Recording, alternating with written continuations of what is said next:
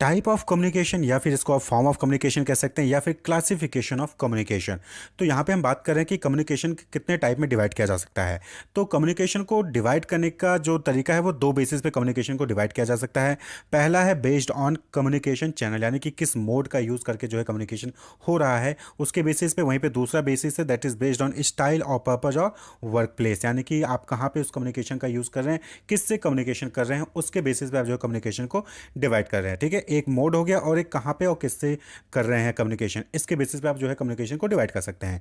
तो based on communication channel की बात करें तो यहाँ पे दो तरीके से आप डिवाइड कर सकते हैं। पहला है वर्बल और दूसरा है नॉन वर्बल। वर्बल का मतलब होता है जहाँ पे वर्ड्स का इस्तेमाल होता है। जैसे कि इस वक्त मैं आपसे कम्युनिकेशन कर रहा हूँ, मैं आपको इस topic communication type of communication पढ़ा रहा हूँ, तो ये जो मैं बोल रहा हूँ ना ये क्या है, ये वर्बल हो गया, यानी कि मैं वर्ड्स का इस्तेमाल कर रहा हूँ। सामने जो आप स्क्रीन पे देख रहे हो वो रिटन में है, वहाँ पे भी वर्डों का यूज़ किया गया है, वर्बल VERBL लिखा हुआ है। तो ये क्या है, ये रिटन, ये क्या है, यहाँ पे वर्ड्स का इस्तेमाल किया गया। तो ये क्या हो गया, वर्बल कम्युनिकेशन। वहीं पे नॉन वर्बल कम्युनिकेशन का क्या मतलब हो गया कि जहाँ पे वर्ड्स का इस्तेमाल नहीं होता, जैसे वहाँ पे क्या होता है, हैंड्स का इस्तेमाल होता है, फेशियल एक्सप्रेशन का इस्तेमाल होता है, आई कॉन्टेक्ट का इस्तेमाल होता है, साइन लैंग्वेज का इस्तेमाल होता है, तो वो चीज़ क्या कहलाती है, वो नॉन वर्बल। नॉन वर्बल मतलब जहाँ पे वर्ड्स का इस्तेमाल नहीं होता है। अब वर्बल जो है इसको भी फर्दर दो टाइप में क्लासीफाई किया गया है, ओरल एंड रिटन। तो ओरल और रिटन में क्या डिफरेंस हो गया, ओरल यानी कि जो मैं बोल रहा हूँ ये ओरल है, वहीं पे जो आप स्क्रीन पे देख रहे हैं ना वो क्या है, वो लिखा हुआ है, दैट इज रिटन। वर्ड्स जो बोल के कम्युनिकेट किए जाते हैं वो ओरल, और वर्ड्स जिनको लिख के कम्युनिकेट किया जाता है that is written. Clear. Non verbal में फिजिकल मूवमेंट होता है, आई कांटेक्ट होता है, हैंड्स मूवमेंट होता है, फेशियल एक्सप्रेशन होता है, वो नॉन वर्बल हो जाता है।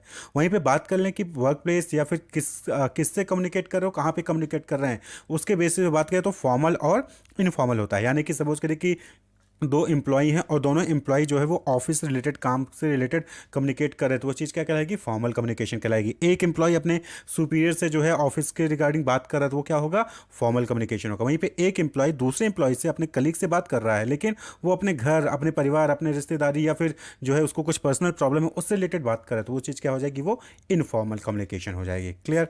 तो ये यहाँ पे इंपॉर्टेंट जो है क्लासिफिकेशन होता है। अब बात कर लें एक एक करके। तो सबसे पहले हम देखें कि वर्बल कम्युनिकेशन क्या होता है। तो जैसा कि हमने आपको बताया कि वर्बल कम्युनिकेशन क्या होता है। वर्बल कम्युनिकेशन जहाँ पे आप वर्ड्स का यूज़ करते हो, communication between people using oral और रिटन वर्ड्स, चाहे बोल के चाहे लिख के वर्ड्स का इस्तेमाल करके जब आप कम्युनिकेट करते हैं तो वही चीज़ क्या कहलाती है, वर्बल कम्युनिकेशन कहलाती है। Message is transferred from the sender to the receiver through an oral और रिटन चैनल ऑफ कम्युनिकेशन। तो ओरल या रिटन चैनल ऑफ कम्युनिकेशन का यूज़ करके मैसेज को ट्रांसफर किया जाता है। जैसे कि आप सपोज करें कि आपसे किसी ने बोला कि आज शाम को मूवी देखने चलोगे, तो आप बोलोगे नो, आज मेरे को एग्जाम की तैयारी करनी है और मैं मूवी देखने नहीं जाऊंगा, तो नो आप बोलते हो। तो ये क्या हो गया, ये वर्बल कम्युनिकेशन हो गया। क्लियर। यहाँ पे क्या किया आपने, वर्ड्स का इस्तेमाल करके वहां पे बोला, when someone ask you to do something you don't want to do और यू सेड नो। तो जब आपसे कोई काम करने के लिए बोला जाता है, आप नहीं करना चाहते हो, तो आप क्या कहते हो, नहीं। नहीं, तो ये नहीं जो बोला आपने ना, यही चीज़ क्या है, ये वर्बल कम्युनिकेशन है। ये वर्बल कम्युनिकेशन है। वर्बल में कौन सा है, ओरल कम्युनिकेशन है। आपने नहीं बोला, लिख के दिया होता नहीं, तो वो क्या हो जाता है, वो रिटन कम्युनिकेशन हो जाता है। क्लियर। तो दैट इज़ वर्बल कम्युनिकेशन। तो वर्बल कम्युनिकेशन दो टाइप का होता है, जैसा कि हमने पहले देखा, ओरल कम्युनिकेशन और रिटन कम्युनिकेशन। तो ओरल कम्युनिकेशन जहाँ पे आप वर्बली जो है बोल के जो है अपने आप को कम्युनिकेट करते हो। Most common and popular mode of communication, जहाँ पे आप बोलते हो, spoken words, communication through spoken words, आप बोल के जो है अपना मैसेज दूसरे को पहुँचाते हो। टेलीफोन पर आप बात करते हो तो आपको जो भी सारी चीज़ें बतानी होती है आप टेलीफोन पर बता देते हो, वहाँ पर लिख के नहीं भेजते, वहाँ पर बोलते हो, तो वही चीज़ क्या होता है, वो ओरल कम्युनिकेशन होता है। It can involve a face to face interaction, आमने सामने खड़े होकर आप बात कर सकते हो, टेलीफोन पे कन्वर्सेशन कर सकते हो, communication through video conferencing, video call करके जो आप कम्युनिकेट करते हो, तो वहाँ पे भी क्या है, ओरल कम्युनिकेशन होता है। वहाँ पे क्या होता है, आप वर्ड्स को बोलते हो, जो वर्ड्स है उसको लिखते नहीं हो, बोलते हो, तो वो चीज़ हो जाएगी oral communication. It can be divided into formal and informal. Formal और इनफॉर्मल जैसे कि आपने देखा पहले भी, तो वहाँ पे क्या है, फॉर्मल भी हो सकता है, यानी कि जब एक एम्प्लॉई स्पोकन वर्ड्स का यूज़ करके अपने सीनियर को कोई चीज़ मैसेज पास ऑन कर रहा है, वो फॉर्मल कम्युनिकेशन हो गया। वहीं पे अपना एक एम्प्लॉय जो है दूसरे एम्प्लॉय से अपनी पर्सनल प्रॉब्लम को डिस्कस कर रहा है, तो वो चीज़ क्या हो गया, इनफॉर्मल कम्युनिकेशन हो गया। तो ओरल, फॉर्मल या फिर इनफॉर्मल दोनों होता है, लेकिन ओरल का मतलब यही होता है कि जहाँ पे आप वर्ड्स को बोलते हो, वर्ड्स को बोल के जो है अपने मैसेज को कम्युनिकेट करते हो, तो वही चीज़ क्या कहलाती है, ओरल कम्युनिकेशन कहलाती है। वहीं पे दूसरा टाइप जो है वो वर्बल कम्युनिकेशन का, that is written communication. Written communication यानी कि आप लिख के भेजते हो, sending message through written words, आपने लिखा है और लिख के जो है वर्ड्स को यूज़ किया है और लिख के अपने मैसेज को कम्युनिकेट किया, तो that is written communication. Use of written mode of transfer the message. तो यहाँ पे क्या होता है, मैसेज को ट्रांसफर करने के लिए रिटन मोड को यूज़ किया जाता है और ये सबसे इफेक्टिव कम्युनिकेशन माना जाता है। क्यों? क्योंकि ये यहाँ पे क्या होता है कि आप हो सकता है कि गलत वर्ड बोल रहे हो, लेकिन जब आप लिख के भेजते हो ना, तो लिख के भेजते हो तो वहाँ पे क्लियरली पता चलता है कि अच्छा आपने ये बोला। हो सकता है कि आप वर्बली बोल रहे हो, सामने वाले को क्लियर सुनाई नहीं दिया, या फिर आपने सही से प्रोनाउंसिएशन नहीं बोल पाए, ठीक है। तो यहाँ पे क्या होता है कि सामने वाले को गलत चीज़ें समझ में आ सकती हैं, लेकिन जब आप लिख के भेजते हो तो वहाँ पे लिख के भेजोगे तो वहाँ पे क्लियरली पता चलेगा कि आपने क्या लिखा है, उसका क्या मतलब है, वो सही से इंटरप्रेट उसको कर सकता है। तो इसको इफेक्टिव कम्युनिकेशन कहा जाता है। एंड इसको जो है आप एज अ एविडेंस भी यूज कर सकते हो। आपसे किसी ने कहा था कि मैं आपके लिए काम कर दूंगा, तो उसने आपसे कहा था, उसका कोई आपके पास एविडेंस नहीं होगा, लेकिन अगर कोई लिख के देता है आपको कि हाँ ये मैं आपके लिए काम कर दूंगा, तो फिर वहाँ पे आपके लिए क्या होता है, एविडेंस होता है कि वो प्रूफ एज अ प्रूफ आप यूज़ कर सकते हो अगर लीगल सिनारियो आता है। जैसे कि आप कोई प्रोडक्ट परचेज करके लेके गए, आपने मोबाइल के लिए उसको पैसा दे, वो आपको बिल का रिसिप्ट देता है, तो रिसिप्ट क्या हो गया, रिटन प्रूफ हो गया। रिसिप्ट ना दे तो आपके पास कोई प्रूफ ही नहीं कि आपने मोबाइल के लिए पेमेंट किया भी है या नहीं किया है। आप जो है रजिस्ट्री, जमीन की रजिस्ट्री करवाते हैं, तो वहाँ पे जमीन की रजिस्ट्री जो बायर और सेलर होता है वो दोनों खाली है, नहीं कि मैंने आपको 10 लाख दे दिया, आपने जमीन मेरे नाम कर दी, हो गया नहीं। उसका रिटन प्रूफ होता है। आप कोर्ट में जाते हो, वहाँ पे जो है रजिस्ट्री पेपर्स पे जो है स्टैम्प पेपर पे पूरा डिटेल लिखते हो कि कितनी चौहदी, कितना एरिया है, किसके नाम से लिया था, किससे आपने खरीदा, कितना पैसा उसके लिए दिया, सारी चीज़ें रिटन में होती हैं। तो वो क्या है, रिटन कम्युनिकेशन लीगल प्रूफ होता है, एविडेंस के तौर पर उसको आप यूज़ कर सकते हैं। तो ये हो गया वर्बल कम्युनिकेशन। वर्बल कम्युनिकेशन यानी कि जहाँ पे वर्ड्स का यूज होता है। अगर आप बोल के वर्ड्स को बोल के जो है कम्युनिकेट करते हो तो ओरल कम्युनिकेशन, वर्ड्स को लिख के कम्युनिकेट करते हो तो वो नॉन रिटन कम्युनिकेशन हो जाता है। अब बात कर लें रिटन कम्युनिकेशन, तो रिटन कम्युनिकेशन आप देखते होंगे लेटर्स का यूज़ कर रहे हैं, मैनुअल्स का यूज़ कर रहे हैं, रिपोर्ट्स का यूज़ करते हैं, ईमेल्स का यूज़ करते हैं, हैंडबुक्स होता है, बुक्स होते हैं, सर्कुलर्स होते हैं जो आपके कॉलेज में, यूनिवर्सिटीज़ में निकलती हैं। तो ये सब क्या है, ये रिटन कम्युनिकेशन के तरीके हैं। अब यूनिवर्सिटी है, यूनिवर्सिटी आपको जो है आपको बताती है कि एग्जामिनेशन फॉर्म भरने की ये डेट है, तो कैसे बताती है, क्या सभी को कॉल करके नहीं बताती है, बल्कि क्या करती है, सर्कुलर जारी कर देती है। उसके वेबसाइट पर सर्कुलर आ जाता है, नोटिस आ जाता है, उसको डाउनलोड करते हो, उसमें पढ़ लेते हो और समझ जाते हो कि हाँ एग्जामिनेशन फॉर्म आपको इस डेट से इस डेट के बीच में ही फिल करना है। तो that is written communication. Clear? अब बात कर लें नॉन वर्बल कम्युनिकेशन की। तो नॉन वर्बल कम्युनिकेशन क्या होता है, जहाँ पे आप वर्ड्स का यूज़ नहीं करते हो, नो एक्सचेंज ऑफ वर्ड, यानी कि जब आप कम्युनिकेशन करते हो तो वहाँ पे वर्ड्स का इस्तेमाल आप नहीं करते हो। Clear? Interaction with sign and symbol, यहाँ पे क्या होता है, आप साइन और सिंबल का यूज़ करके इंटरेक्ट करते हो। यहाँ पे वर्ड्स का यूज़ नहीं, साइन और सिंबल। आप सपोज करके आपसे पूछा कि भाई मूवी देखने चलेंगे शाम को, तो आप क्या करते हो, नो नहीं बोलते हो, आप क्या करते हो, सर को ऊपर नीचे हिला देते हो, यानी कि हाँ चलोगे। या फिर आप क्या करोगे, दाएं बाएं हिला दोगे, दाएं बाएं हिला दोगे मतलब कि नहीं चलोगे। तो यहाँ पे आप वर्ड्स का इस्तेमाल नहीं करते हो, बल्कि साइन या सिंबल का यूज करते हो कम्युनिकेशन करने के लिए। Symbol, signs, gesture, body language, facial expression, eye contact, physical appearance, इन सब के बेसिस पे जो है यहाँ पे कम्युनिकेशन होता है नॉन वर्बल कम्युनिकेशन में। तो यहाँ पे विजुअल और ऑडिटरी दोनों नेचर का हो सकता है। साइन और सिंबल जो है वो विजुअल भी हो सकता है, यानी कि देख के आपको जो कुछ कम्युनिकेट किया जा रहा है। जैसे कि आप रोड पे चलते हो तो बहुत सारे साइंस बने होते हैं कि यहाँ पे रुकना है, यहाँ पे हॉर्न नहीं बजाना है, ये रेड लाइट हो गया तो आप खड़े हो जाइए, येलो हो गया तो आप स्टार्ट कर सकते हैं, ग्रीन हो गया तो आप जा सकते हैं। तो ये क्या है, ये विजुअल हो गया। ऑडिटरी जहाँ पे आपको साउंड में सुनाया जाता है। जैसे कि आप स्कूल में हैं तो कॉलेज में होते हैं आप, तो वहाँ पे क्या होता है कि जब नेक्स्ट क्लास होती है तो बेल बजती है, तो बेल जब बजती है तो आपको पता चल जाता है कि ये कम्युनिकेशन हो गया कि हाँ ये क्लास ओवर हो गई है, अब जो है नेक्स्ट क्लास होगी। या फिर लंच का बेल हो गया, फिर छुट्टी का बेल हो गया, तो बेल जो है वो बेल बजना ही कम्युनिकेट कर रहा है कि आपको छुट्टी होगी, कि लंच हो गया कि नहीं हुआ है। तो ये चीज़ क्या है, ये ऑडिटरी कम्युनिकेशन हो गया, ऑडिटरी नेचर का हो गया। तो ये नॉन वर्बल कम्युनिकेशन, किसी ने आके बोला नहीं कि लंच हो गया, छुट्टी हो गया, आप समझ गए बेल बजने पे कि हाँ अगली क्लास आ गई, लंच हो गया, फिर छुट्टी हो गई है। क्लियर? तो that is non verbal communication. तो आप जैसे कि रोड पे देखते होंगे, घूमते होंगे, no parking, no stopping, compulsory ahead only, या फिर कंपलसरी टर्न राइट।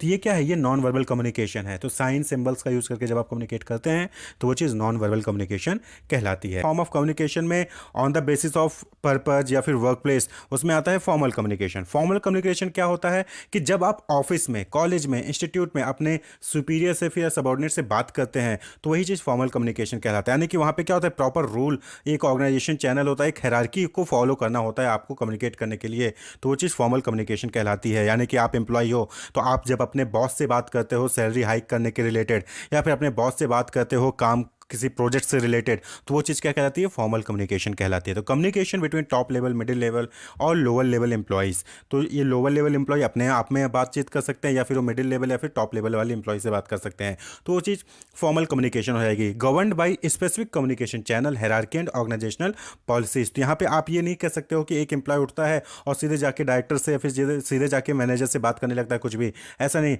उसको एक प्रॉपर चैनल फॉलो करना पड़ता है। यानी कि अगर आपको कोई कोई प्रॉब्लम है या फिर कोई चीज़ डिस्कस करनी है, तो पहले आप अपने सुपीरियर को बताओगे, वो सुपीरियर अपने सुपीरियर को बताएगा। यानी कि एम्प्लॉय है, एम्प्लॉय अपने मैनेजर को बताएगा, मैनेजर जो है वो अपने ब्रांच मैनेजर को, या फिर हो सकता है कि वो एमडी को बताएगा। तो एक प्रॉपर चैनल को फॉलो करना पड़ता है, हायरार्की को फॉलो करना पड़ता है, और वहाँ पे जो आप कम्युनिकेशन करते हुए पूरे रूल रेगुलेशन के अकॉर्डिंग, ऑर्गेनाइजेशन पॉलिसीज के अकॉर्डिंग जो है वो कम्युनिकेशन कंडक्ट कराया जाता है। तो इसको हम क्या कहते हैं, ऑफिशियल कम्युनिकेशन कहते हैं। जैसे कि आप बिजनेस लेटर्स देखते हैं, रिपोर्ट्स देखते हैं, ऑर्डर्स देखते हैं, तो ये चीज़ क्या है, ये फॉर्मल कम्युनिकेशन है। अब जैसे कॉलेज में यूनिवर्सिटीज़ हैं, वो रिजल्ट डिक्लेयर करती हैं, या फिर कोई नोटिस जारी करती है कि एग्जामिनेशन फॉर्म इस डेट से इस डेट तक फिल किए जाएंगे, तो ये क्या है, ये फॉर्मल कम्युनिकेशन है। यूनिवर्सिटी आपको जो है नोटिस जारी करके आपको कम्युनिकेट कर रही है। वहीं पे आपको किसी दोस्त ने आके बता दिया कि भाई इस तारीख से इस तारीख तक एग्जामिनेशन फॉर्म भरे जाएंगे, तो वो इनफॉर्मल कम्युनिकेशन हो गया। क्लियर। तो जब नोटिस, रिपोर्ट, ऑर्डर, लेटर के अकॉर्डिंग जो है आपको कम्युनिकेट किया जाता है, तो वो फॉर्मल कम्युनिकेशन कहलाता है। तो ये क्या होता है, ये रिलायबल फॉर्म ऑफ कम्युनिकेशन होता है, यानी कि इस पर आप ट्रस्ट कर सकते हैं। दोस्त ने बताया तो आप उस पर ट्रस्ट नहीं कर सकते हो कि हो सकता है उसको कहीं गलत न्यूज़ मिल चुकी होगी, लेकिन जब यूनिवर्सिटी अपने वेबसाइट पे अपलोड करती है, नोटिस जारी करती है, तो वो क्या होता है, आप उस पर ट्रस्ट करते हो। क्यों? क्योंकि वो रिलायबल इंफॉर्मेशन होता है। क्लियर।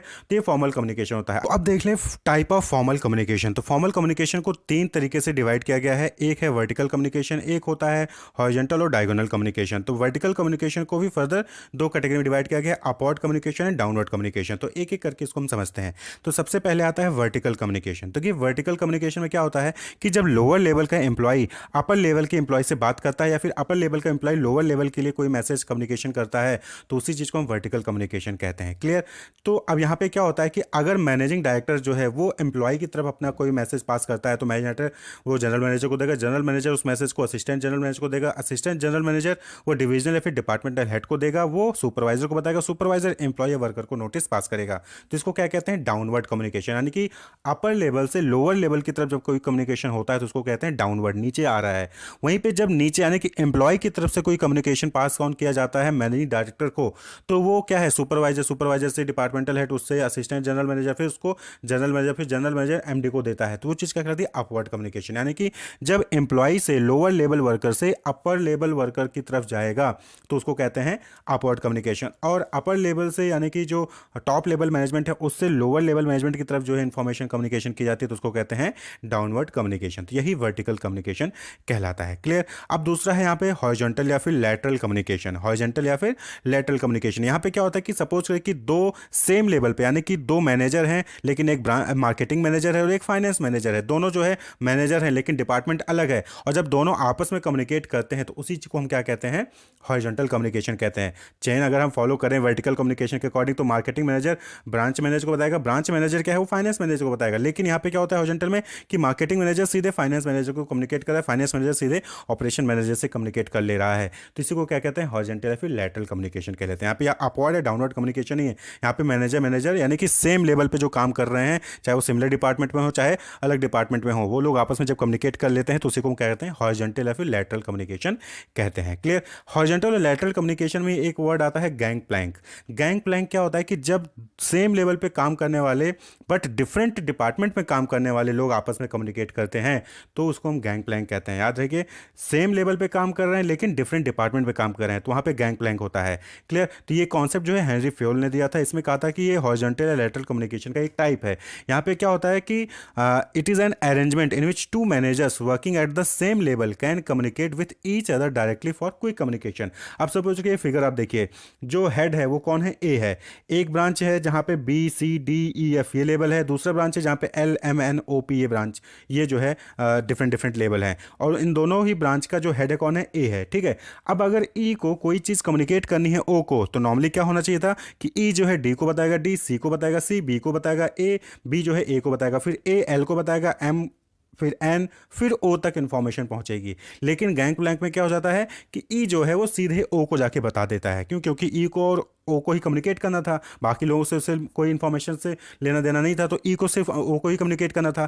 तो अब या तो वो क्या करे, ई से ए को, फिर ए को ओ से पहुंचाए, लेकिन वो क्या करता है, ई से सीधे ओ को जो है कम्युनिकेट कर देता था। इसी को हम गैंग प्लैंक कहते हैं। क्लियर। ई ने डायरेक्टली क्या किया, कम्युनिकेट कर दिया ओ को, बाकी लेवल को जो है हटा दिया सामने से। इसको गैंग प्लैंक कहते हैं। यही हॉरिजॉन्टल या फिर लैटरल कम्युनिकेशन का ही एक टाइप होता है, ठीक। वहीं पे तीसरा जो टाइप है दैट इज डायगोनल कम्युनिकेशन। ये भी किस में आता है? फॉर्मल कम्युनिकेशन में। डायगोनल कम्युनिकेशन में ये भी सिंपल था। यहाँ पे क्या होता है कि जब किसी दूसरे डिपार्टमेंट का लोअर लेवल का एम्प्लॉय किसी दूसरे डिपार्टमेंट के मैनेजर से जाके बात कर ले तो उसी को हम क्या कहते हैं? डायगोनल कहते हैं। डायगोनल तिरछा जो है लाइन बन जाता है, ठीक है। एक डिपार्टमेंट का जो एम्प्लॉय है वो दूसरे डिपार्टमेंट के मैनेजर से जाके बात कर रहा है, या फिर दूसरे डिपार्टमेंट का मैनेजर जो है वो दूसरे डिपार्टमेंट के एम्प्लॉय से जाके बात कर रहा है, तो इसी को क्या कहते हैं? डायगोनल कम्युनिकेशन कहते हैं। तो आपने यहाँ पे देखा कि फॉर्मल कम्युनिकेशन में तीन टाइप होते हैं। एक वर्टिकल कम्युनिकेशन होता है, एक हॉरिजॉन्टल कम्युनिकेशन होता है और एक डायगोनल कम्युनिकेशन होता है।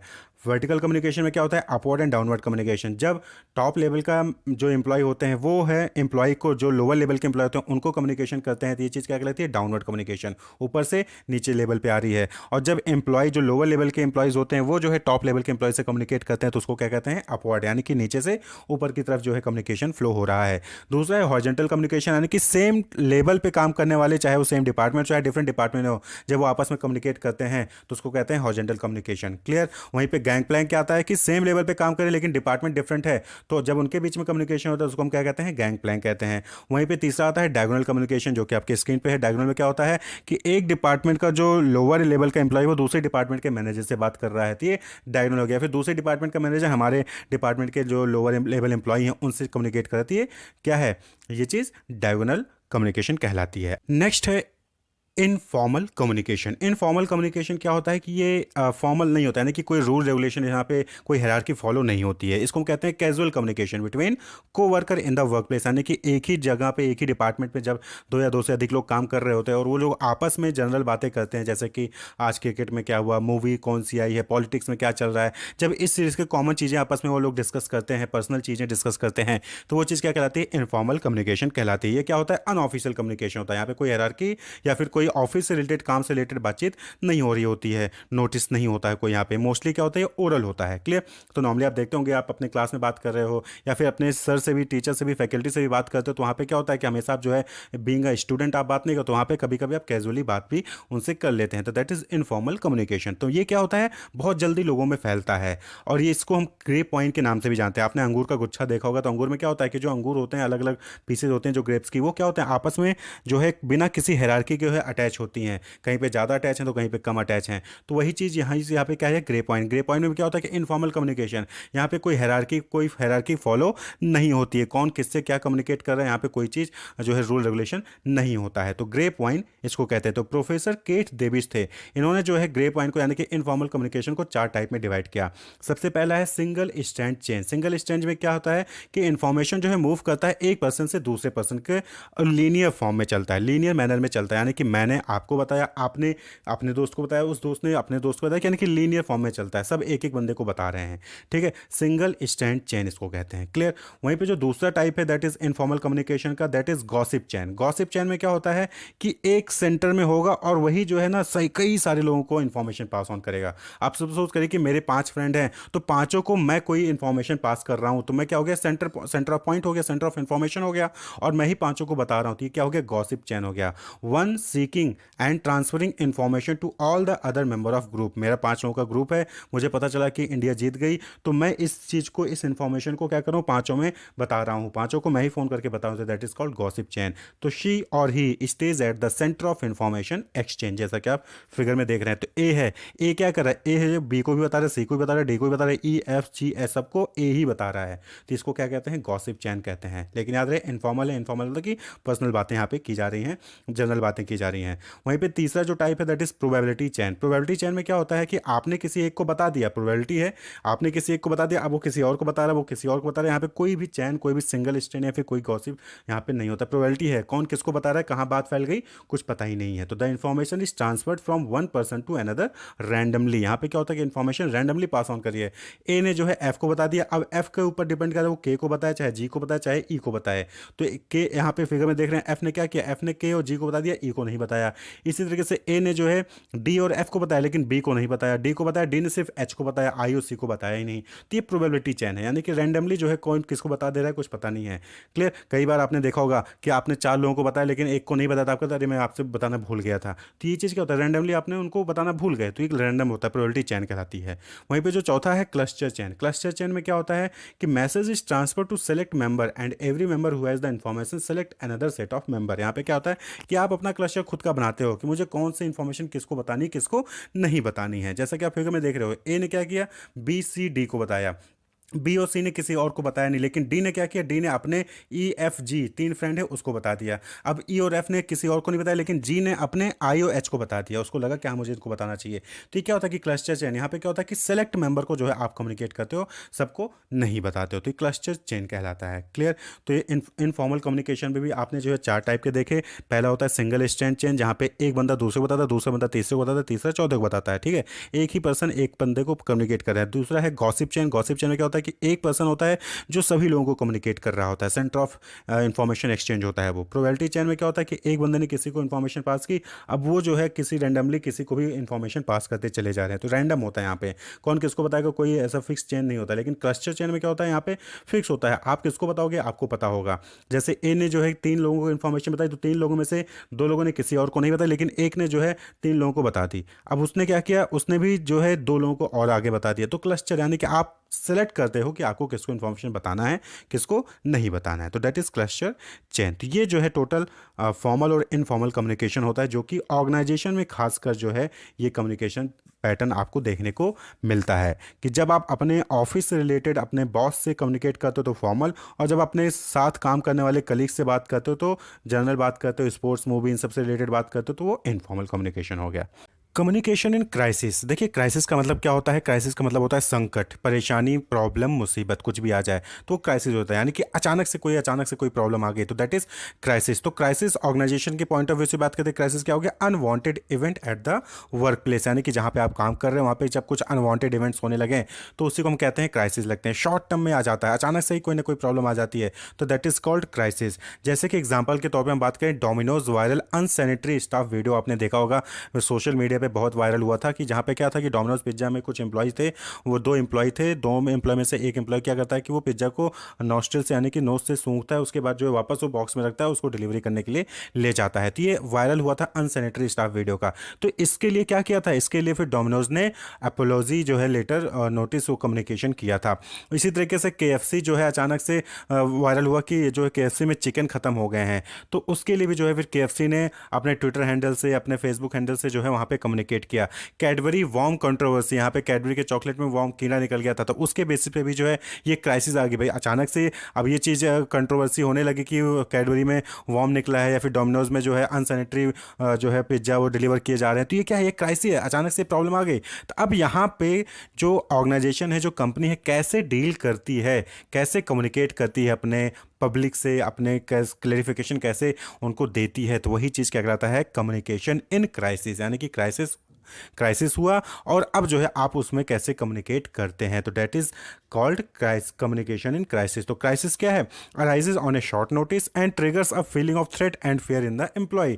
तो क्राइसिस अचानक से आता है, शॉर्ट नोटिस पे आता है, अचानक से आ गया और इसकी वजह से आपके एम्प्लॉय में फीलिंग ऑफ थ्रेट यानी कि उनके अंदर डर की भावना आ जाती है और खतरे की भावना आ जाती है कि अब क्या होगा, अब हो सकता है उनकी दुकान बंद हो जाएगी, अब हो सकता है कि उनकी जॉब जा सकती है। तो क्राइसिस है, ये क्या है, causes major harm to the organisation and employees. तो ये क्राइसिस क्या है, ऑर्गेनाइजेशन को और एम्प्लॉय को ज़्यादा नुकसान पहुंचाती है। अब देखा होगा कि डोमिनोज का जो वीडियो वायरल हुआ, तो अब वो वीडियो वायरल हुआ है जिसमें कि अनसैनिटरी वाला जो है पिज्ज़ा डिलीवर कर रहे हैं, तो इससे क्या है, इससे ऑर्गेनाइजेशन को भी नुकसान है और एम्प्लॉय को भी नुकसान है। क्लियर। तो crisis can have a negative effect on brand image, brand image भी खराब होती है। मैगी में जैसे आपने देखा होगा उसमें आया था कि उसमें जो है लेड निकल रहा है, ठीक है। कैडबरी का जो आपने देखा वॉर्म वाला कंट्रोवर्सी था, KFC का जो है चिकन ही खत्म हो गया है और डोमिनोज फिनोमिना उसका आपने देखा। तो ये क्या है, ये ब्रांड इमेज को खराब करते हैं। तो क्राइसिस कम्युनिकेशन इसके लिए जो है एम्प्लॉय किए जाते हैं। Crisis communication expert are employed to save an organisation reputation against various threat and unwanted challenges. आपने देखा होगा सोशल मीडिया पे अक्सर कि क्या होता है कि आप जब कहीं पे किसी के अगेंस्ट कुछ बोलते हैं तो उसके ट्विटर हैंडल से या उसके ऑफिशियल ट्विटर हैंडल से रिप्लाई आता है, क्लियर, या फिर ऑफिशियल वेब पेज पे जो है रिप्लाई आता है कि नहीं ये हमने ऐसा नहीं किया है, या फिर कुछ भी होता है। तो ये कम्युनिकेशन इन क्राइसिस होता है, यानी कि जब अचानक से आपके ऊपर कुछ गलत चीज़ें होने लगती हैं, आपके यहाँ वर्क प्लेस में कुछ गलत चीज़ें होने लगती हैं, तो उस वक्त आप किस तरीके से कम्युनिकेट करके अपनी चीज़ों को क्लेरिफाई करते हैं, वही चीज़ क्या होता है, कम्युनिकेशन इन क्राइसिस। तो the collection, processing and dissemination of information required to address a crisis situation. तो कम्युनिकेशन इन क्राइसिस का मतलब क्या हो गया कि कैसे आप जो है डेटा कलेक्ट करते हो, प्रोसेस करते हो और उस इंफॉर्मेशन को डिसेमिनेट करते हो, यानी कि लोगों तक पहुंचाते हो उस क्राइसिस सिचुएशन को हैंडल करने के लिए, वही चीज़ कम्युनिकेशन इन क्राइसिस कहलाती है। क्लियर। चाहे आप उसको न्यूज़पेपर में एडवर्टीजमेंट देके बता सकते हैं, चाहे आप ट्विटर हैंडल, फेसबुक पे या फिर यूट्यूब पे जाके आप जो है अपना वीडियो रिलीज करके जो है वहाँ पे आप अपने कम्युनिकेशन कर सकते हैं उस क्राइसिस सिचुएशन को हैंडल करने के लिए। तो that is called communication in crisis, dialogue between the organisation and its public prior to, during and after the negative occurrence. यानी कि कोई भी घटना घटती है तो उससे पहले ही आप चाहे जाओ, चाहे उसके ड्यूरिंग में ही, यानी कि वो घटना घट रही है उसके साथ ही जाके बताओ, या फिर उस घटना घटने के बाद जो है आप जाके जो है डायलॉग यानी कि बातचीत करते हैं, कम्युनिकेट करते हैं लोगों से। तो वही चीज़ कम्युनिकेशन इन क्राइसिस कहलाती है। तो होप आपको क्लियर होगा कि कम्युनिकेशन इन क्राइसिस का मतलब कि जब आपके ऑर्गेनाइजेशन पे, वर्क प्लेस पे कोई अनहोनी घटना घटती है, अनवांटेड इवेंट होता है जिसकी वजह से आपकी ऑर्गेनाइजेशन, आपके ब्रांड इमेज खराब हो रही हो, आपके एम्प्लॉय के अंदर एक थ्रेटन की भावना आ रही हो, फियर की भावना आ रही हो, तो उस वक्त आप कैसे कम्युनिकेट करते हैं उस सिचुएशन को हैंडल करने के लिए, वही चीज़ क्या कहलाती है, कम्युनिकेशन इन क्राइसिस कहलाती है। तो अगर आप ये करते हैं सही तरीके से, इफेक्टिव तरीके से, तो ये क्लैरिटी जो है मिलती है लोगों को, और यहाँ पे क्या होता है कि एम्प्लॉय को भी जो है क्या डायरेक्शन मिलता है, कस्टमर्स को डायरेक्शन मिलता है, और पार्टनर्स को भी डायरेक्शन मिलता है उस अनसर्टेन, उस कंफ्यूजिंग टाइम से बाहर आने के लिए। क्लियर। तो provide clarity and direction for employees and partners in an otherwise uncertain and confusing time. तो इसलिए जब भी कोई क्राइसिस हो, जब भी कोई अनवांटेड इवेंट हो, तो वहाँ पे ऑर्गेनाइजेशन को कम्युनिकेट करना चाहिए। क्यों नहीं करेंगे तो इससे क्या होगा कि माइंड में कहीं ना कहीं डाउट रहता है कि क्या होगा, कैसे होगा, क्यों होगा, तो इससे परफॉर्मेंस हैम्पर होती है, ऑर्गेनाइजेशन का वो जो वर्किंग इन्वायरमेंट है वो डिस्टर्ब होता है। तो देखिए बैरियर्स का मतलब क्या होता है, बैरियर्स का मतलब रुकावटें, यानी कि जब एक पर्सन दूसरे पर्सन से कम्युनिकेट कर रहा है तो उस वक्त जो भी डिस्टर्बेंस होती है, चाहे वो फिजिकल बैरियर की वजह से हो, यानी फिजिकली कोई चीज़ की वजह से हो, चाहे वो सिमेंटिक, चाहे मेंटली, चाहे ऑर्गेनाइजेशन की बैरियर की वजह से हो, कम्युनिकेशन पूरा नहीं हो पाता है। तो ये जो बैरियर्स है ये कम्युनिकेशन को, इफेक्टिव कम्युनिकेशन है कि कम्युनिकेशन को सही तरीके से पूरा नहीं होने देते हैं, तो वही बैरियर्स कहलाते हैं। तो any parameter that limits the purpose और channel of communication between the transmitter and the receiver is a barrier to communication. यानी कोई भी पैरामीटर हो, अगर वो पर्पज को, जो कम्युनिकेशन का पर्पज है या फिर चैनल है, उसको कहीं ना कहीं जो है पर लिमिट करता है, रोकता है, ठीक है, तो उसी को हम क्या कहते हैं, बैरियर कहते हैं। तो ये बैरियर जो है फिजिकल बैरियर भी हो सकता है, सिमेंटिक बैरियर जिसको हम लैंग्वेज बैरियर कहते हैं वो भी हो सकता है, ऑर्गेनाइजेशनल बैरियर भी हो सकता है, साइकोलॉजिकल बैरियर हो सकता है, या फिर पर्सनल बैरियर भी हो सकता है।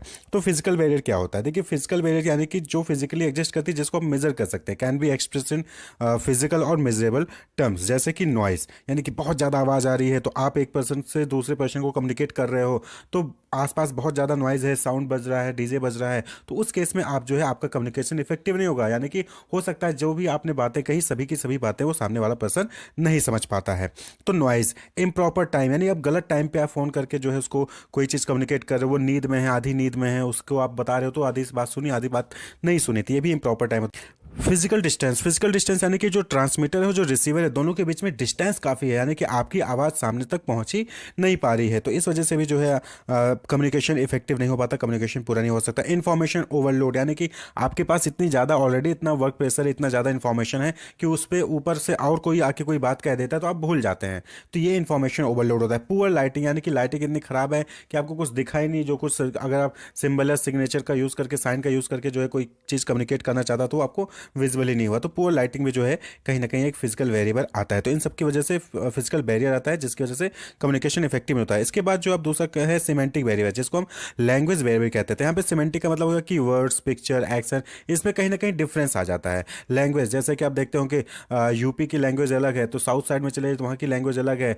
बंगाल चले तो वहाँ की लैंग्वेज अलग है, तो आप जो है वहाँ की लैंग्वेज आसानी से नहीं समझ सकते हैं, तो ये सब सिमेंटिक बैरियर कहलाते हैं। Science of sound, science of meaning, use of word, picture, gesture, action, ये सब बैरियर्स, इनकी वजह से जब कोई कम्युनिकेशन इफेक्टिव नहीं हो पाता है या कम्युनिकेशन पूरा नहीं हो पाता तो इसको हम सिमेंटिक बैरियर कहते हैं। जैसे सिंबल्स विद डिफरेंट मीनिंग, बहुत सारे ऐसे सिंबल्स हैं जो सभी लोग यूज़ करते हैं लेकिन उसका मीनिंग अलग होता है।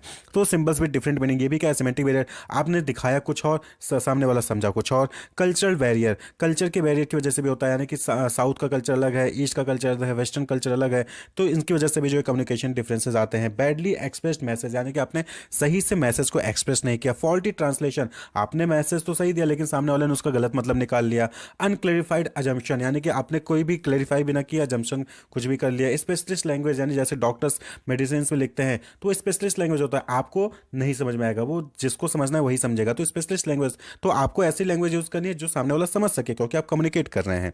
तो ये सब सिमेंटिक बैरियर कहते हैं। नेक्स्ट जो बैरियर है दैट इज ऑर्गेनाइजेशनल बैरियर, यानी कि ऑर्गेनाइजेशन में भी बहुत सारे बैरियर्स होते हैं जिसकी वजह से कम्युनिकेशन इफेक्टिव नहीं होता। जैसे कि ऑर्गेनाइजेशन की पॉलिसी क्या है कम्युनिकेशन के रिगार्डिंग, यानी कि डाउनवर्ड कम्युनिकेशन होगा, अपवर्ड कम्युनिकेशन होगा, कौन किससे कम्युनिकेट कर सकता है, ये जो है प्रॉब्लम क्रिएट करती है। ऑर्गेनाइजेशन रूल एंड रेगुलेशंस क्या है, उसके अकॉर्डिंग भी जो है बैरियर्स आ जाते हैं, इफेक्टिव कम्युनिकेशन नहीं हो पाता है। यानी कि बहुत सारे राजा हार्ड रूल एंड रेगुलेशन होते थे जिससे कि अगर सामने वाले कुछ सबॉर्डिनेट होता है, उसको अपने सुपेरियर से कुछ कहना है तो नहीं कह पाता है because of rule and regulation, तो इससे कम्युनिकेशन पूरा नहीं हो पाता है, कहीं ना कहीं मिसअंडरस्टैंडिंग आ जाती है। स्टेटस रिलेशनशिप कैसा है आपका, यानी कि सुपरवाइजर, सबॉर्डिनेट, कलीग्स, इन सब के बीच में क्या है, तो इसकी वजह से भी बैरियर आता है। अब रिलेशनशिप ही खराब है, यानी कि बॉस और एम्प्लॉय के बीच में रिलेशन खराब है, तो न बॉस सही से कम्युनिकेट कर पाएगा और न ही एम्प्लॉय जो है अपनी बात रख पाएगा बॉस के बीच में। कॉम्प्लेक्सिटी इन ऑर्गेनाइजेशन स्ट्रक्चर, यानी कि किससे किसको कम्युनिकेट करना है यही चीज़ नहीं पता है, तो स्ट्रक्चर इतना कॉम्प्लिकेट है कि कॉम्प्लेक्स है कि आपको यही नहीं पता है कि कम्युनिकेशन किसको करना है। पता चला कि किसी को और को बताना था, आपने किसी और को बता दिया और वहाँ पे कम्युनिकेशन इफेक्टिव सही तरीके से नहीं हो पाया। तो ये ऑर्गेनाइजेशनल बैरियर होता है। इसी तरीके से साइकोलॉजिकल बैरियर आता है। साइकोलॉजिकल को हम कहते हैं इमोशनल या फिर परसेप्चुअल बैरियर भी कहते हैं। साइकोलॉजिकल यानी कि आपकी साइकोलॉजी से सिलेक्टिव लिसनिंग, कुछ लोग होते हैं जो पूरी बात सुनते ही नहीं है, थोड़ा बहुत सुना उसके बाद बाकी बात पूरी नहीं, पूरी बात सुनी नहीं थी, इससे भी क्या है मिसकम्युनिकेशन हो जाता है। प्री मेच्योर इवैल्यूएशन, यानी कि आपने पहले ही इवैल्यूएट कर लिया कि क्या है क्या नहीं है, पूरी बात सुने बगैर। इन अटेंशन, यानी कि आप पूरी अटेंशन देते ही नहीं हो, पूरे ध्यान से बातें नहीं सुनते हो, इस वजह से भी आप जो है मिसकम्युनिकेशन होता है, कम्युनिकेशन इफेक्टिव नहीं होता। पुअर रिटेंशन, यानी कि आप याददाश्त आपकी कमजोर है, आप ज़्यादा देर तक याद ही नहीं रख पाते हो। आपने सुनी तो थी पूरी बात, उस वक्त आपको सभी बातें याद थी लेकिन मार्केट जाते जाते भूल गए कि क्या क्या लेना था। फेलियर टू कम्युनिकेट, यानी कि सही तरीके से आपने कम्युनिकेट नहीं किया। फेलियर टू कम्युनिकेट यहाँ पे मतलब ये है कि आपको लगता है कि सभी लोगों को तो पता होगा, क्या जरूरत है बताने की, तो ये भी एक क्या है बैरियर है कम्युनिकेशन का। डिस्ट्रस्ट ऑफ कम्युनिकेटर, यानी कि आपको कम्युनिकेटर पे ट्रस्ट नहीं है, डिस्ट्रस्ट है, तो ये भी जो है साइकोलॉजिकल बैरियर होता है, यानी कि आपको सामने वाले भरोसा ही नहीं होता है तो आप उसको बताते ही नहीं हो पूरी बात, तो ये भी क्या है साइकोलॉजिकल बैरियर। इसके बाद आता है पर्सनल बैरियर। तो पर्सनल बैरियर यानी कि जो आपसे जुड़ी होती है, जैसे कि lack of ability to communicate, आप कम्युनिकेट सही से कर ही नहीं पाते हो, आपके अंदर कम्युनिकेशन की करने की क्षमता है ही नहीं। लैक ऑफ कॉन्फिडेंस, आपके अंदर कॉन्फिडेंस की कमी है, आप अपनी बात रख नहीं पाते हो, सही से बता नहीं पाते हो। इग्नोरिंग कम्युनिकेशन, बहुत सारी कम्युनिकेशन को आप इग्नोर कर देते हो, ध्यान सुनते ही नहीं हो, तो ये इग्नोरिंग कम्युनिकेशन हो गया। लैक ऑफ टाइम, आपके पास टाइम ही नहीं, आप पूरा टाइम ही नहीं देते हो कम्युनिकेशन के लिए, पूरी बात सुनने के लिए। या difference in talking and speed, यानी कि आपके बात करने का तरीका, कुछ लोग जल्दी जल्दी बोलते हैं, कुछ लोग बहुत धीमे धीमे बोलते हैं, कुछ लोग ध्यान से सुनते हैं, कुछ लोग पूरी बात नहीं सुनते हैं। तो ये डिफरेंस इन टॉकिंग, यानी कि टॉकिंग और स्पीड में डिफरेंस होता है, तो ये पर्सनल बैरियर होते हैं जिसकी वजह से कहीं ना कहीं कम्युनिकेशन इफेक्टिव नहीं होता है। तो कुछ सिमेंटिक बैरियर होते हैं, तो कुछ साइकोलॉजिकल बैरियर होते हैं, तो कुछ ऑर्गेनाइजेशनल बैरियर होते हैं, तो कुछ फिजिकल बैरियर्स होते हैं और कुछ पर्सनल बैरियर होते हैं, यानी कि आपके खुद की गलती की वजह से भी आप कम्युनिकेशन पूरा नहीं होता है। तो इन सभी को अगर आप इन सभी को दूर कर लेते हैं तो आपका इफेक्टिव कम्युनिकेशन जो है वो क्या होगा, इफेक्टिव होगा। तो 7 C's ऑफ कम्युनिकेशन हमने प्रीवियस वीडियो में डिस्कस किया था, आप वहाँ पे देख सकते हो। वो 7 C's अगर हैं तो आप जो है आपका कम्युनिकेशन इफेक्टिव होगा। उसके अलावा भी कुछ है, जैसे कि आप जो है क्लैरिटी ऑफ आइडिया, अपने आइडिया को क्लियर रखिए तो सामने वाले को समझ में आएगा कि आप क्या कहना चाहते हो। पर्पज ऑफ कम्युनिकेशन क्लियर होना चाहिए कि आप बताना क्या चाहते हो, कम्युनिकेट क्या करना चाहते हो, वो क्लियर होना चाहिए। एम्पैथी इन कम्युनिकेशन, यानी कि कम्युनिकेशन ज़्यादा हार्श लैंग्वेज या हार्श वर्ड्स नहीं यूज़ करें, एम्पैथी होना चाहिए कम्युनिकेशन में। टू वे कम्युनिकेशन, ये नहीं कि खाली आप ही बोले जा रहे हो, सामने वाले की बात भी सुनिए, सामने वाले क्या करना चाहता है उसकी बात सुनिए, उसके अकॉर्डिंग जो है बात करिए। तो टू वे कम्युनिकेशन है। अप्रोप्रिएट लैंग्वेज का यूज़ करिए, यानी कि सामने वाले को जिस लैंग्वेज में समझ में आता है उस लैंग्वेज का यूज़ करिए, appropriate language. Supportive word with action, यानी कि आप जब कम्युनिकेट कर रहे हो तो कुछ सपोर्टिव वर्ड्स का भी यूज़ करिए, साथ ही साथ एक्शन अपने बॉडी लैंग्वेज के थ्रू भी जो है उसको समझाने की कोशिश करिए। और सबसे इंपॉर्टेंट इज गुड लिसनिंग। अगर अच्छा लिसनर है, सामने वाला लिसनर है, चाहे वो ट्रांसमीटर हो चाहे वो रिसीवर हो, दोनों ही अच्छे लिसनर होने चाहिए तो कम्युनिकेशन इफेक्टिव होगा।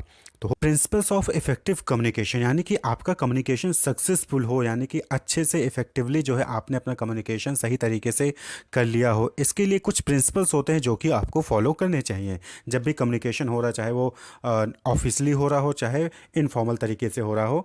वहाँ पे कुछ ना कुछ प्रिंसिपल्स होते हैं जिसको फॉलो करना चाहिए। जैसे सबसे पहला आता है प्रिंसिपल ऑफ क्लैरिटी, यानी कि जो भी आप कम्युनिकेशन कर रहे हैं, जो भी आप मैसेज पास ऑन कर रहे हैं वो क्लियर हो, उसमें कोई भी एम्बिग्विटी ना हो। यानी कि आप सपोज करिए कि किसी लोकेशन पे किसी पर्सन को बुला रहे हैं तो आप उसको जो है पूरी क्लियरली मेंशन करिए कि 9:30 पे इस पर्टिकुलर लोकेशन पे इस शॉप के सामने या फिर इस रेस्टोरेंट में आपको आना है। तो that is principle of clarity, यानी कि सारी चीज़ें क्लियर होनी चाहिए। ठीक, नेक्स्ट जो प्रिंसिपल है that is principle of objective. Objective मतलब कि पर्पज क्या है, यानी कि आप अगर किसी को पर्टिकुलर डेस्टिनेशन पे किसी पर्टिकुलर टाइम पे बुला रहे हैं तो क्यों बुला रहे हैं, पर्पज क्या है, ऑब्जेक्टिव क्या है, वो भी जो है आपको कम्युनिकेट करना चाहिए। नहीं तो आप सिर्फ इतना बोल दोगे सामने वाले से भाई 9:30 आप यहाँ पे आ जाना, तो वो क्या है उसके माइंड में बहुत सारी चीज़ें घूमती रहेंगी कि क्यों बुलाया गया है, क्या हो सकता है। तो वो क्या होगा, उस जो इफेक्टिव कम्युनिकेशन फिर वहाँ पे नहीं होता है, उसके मन में सवाल चलेंगे, वो फिर आपको बार बार कॉल करेगा, यानी कि कम्युनिकेशन कहीं ना कहीं जो है इफेक्टिव नहीं हुआ, इनकम्प्लीट कम्युनिकेशन हुआ।